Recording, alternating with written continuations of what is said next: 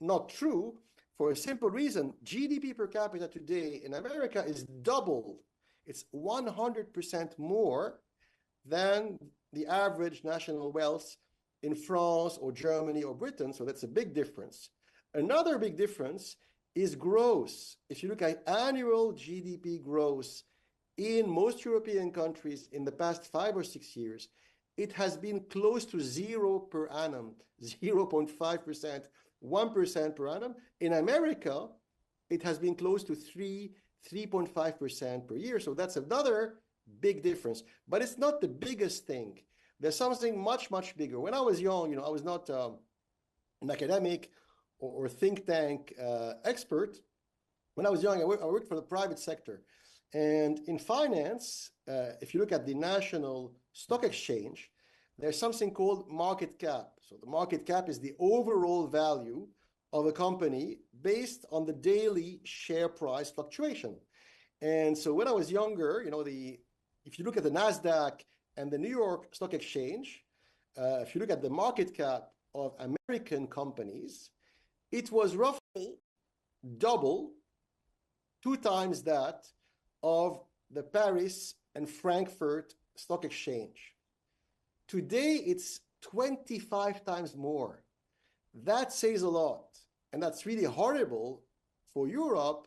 Another way of looking at the same issue is something called the MSCI World Index. It's the Morgan Stanley MSCI International Equity Index, which looks at the market cap of all nations. Inside the MSCI World Index, America alone today represents 76% of the world index of listed companies.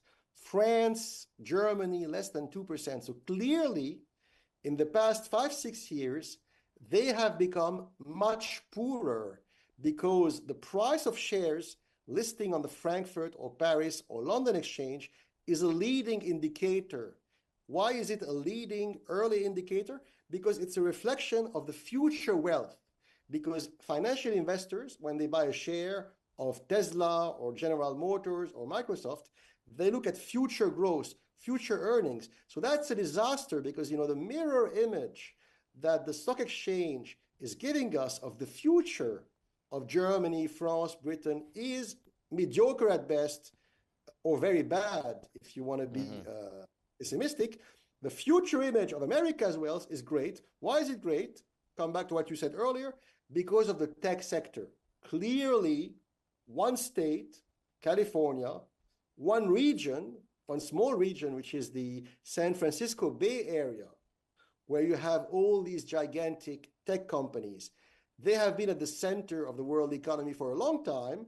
And in the past 4 or 5 years, with AI and other issues, we have witnessed an acceleration of the acceleration itself.